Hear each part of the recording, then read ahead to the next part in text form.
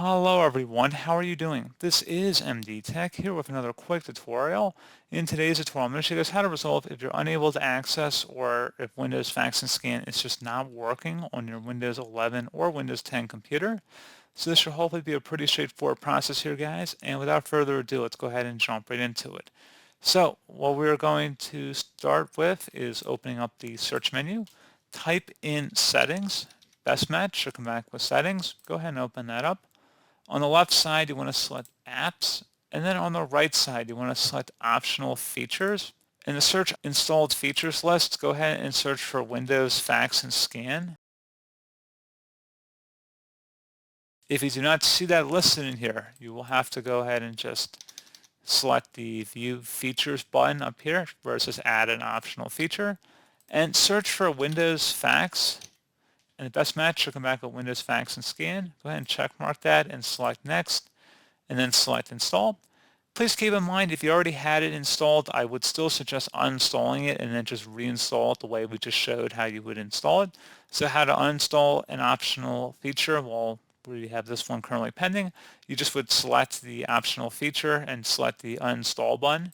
Just like I just showed you guys, you go underneath View Features, you would search for Windows Fax and Scan, and then go ahead and install it onto your system. And while this is downloading, I also would suggest you make sure your printer is connected and properly working. So if your printer isn't printing, well then obviously your fax and scan isn't working either. Now if you're using a fax machine, well then obviously make sure your fax machine is turned on.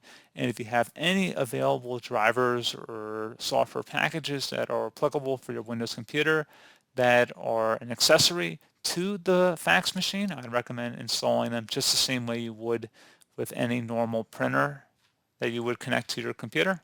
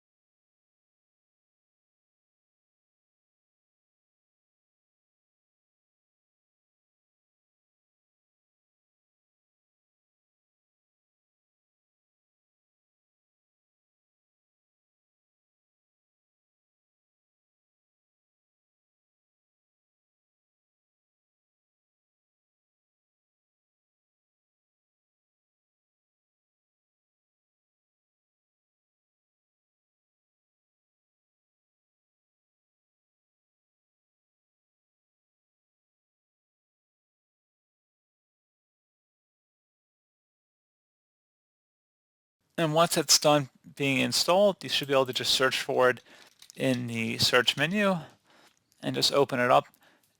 And you should be able to connect to your printer without having any further issues, or fax machine, like I was saying. So pretty straightforward process, guys. Do hope I was able to help you out, and I do look forward to catching you all in the next tutorial. Goodbye.